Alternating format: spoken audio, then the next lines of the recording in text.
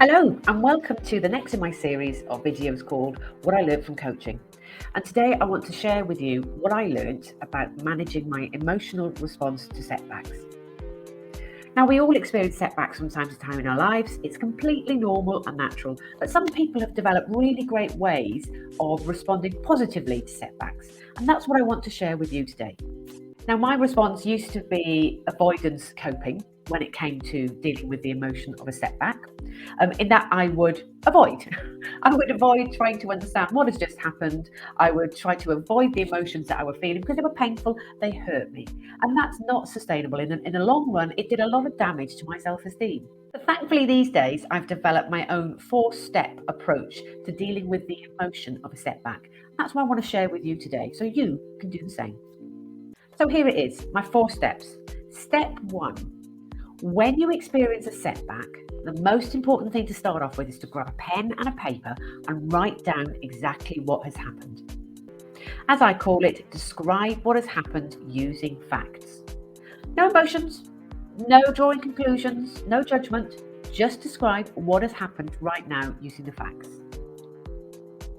Now, when you get to step number 2, this is when you can start to again record factually the emotional or the physical responses that you're experiencing. Now, when I say physical, for me, when I feel a response to a setback, it starts in my tummy. My tummy will flip.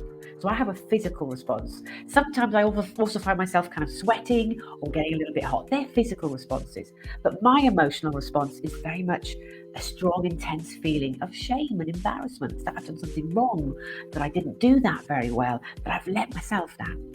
And they were the kind of things that I would be describing in my second step.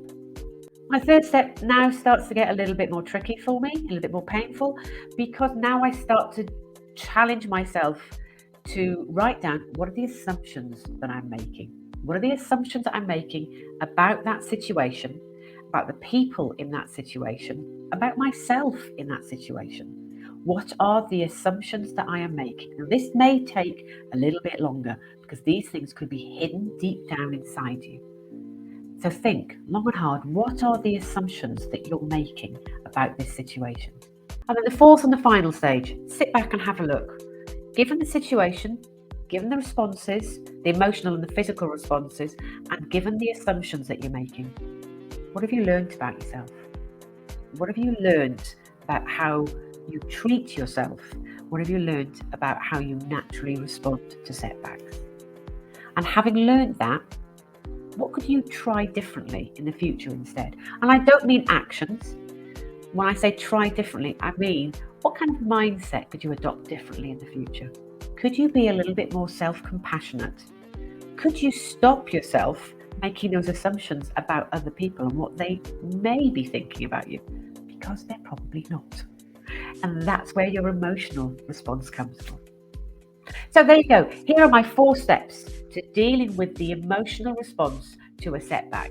Over the years, I have found that this has helped me move from an emotional response more quickly to a logical and rational response and be able to draw out the learnings from those experiences as well. Somewhere around this video, you'll find a link because what I've done is I've developed a self-coaching tool for you to download for you to try those 4 steps yourself. So find the link, download it, keep it close to you, and the next time you think you might be getting an emotional response to a setback, pick up those 4 steps and talk yourself through those 4 stages. I'm sure you can do it.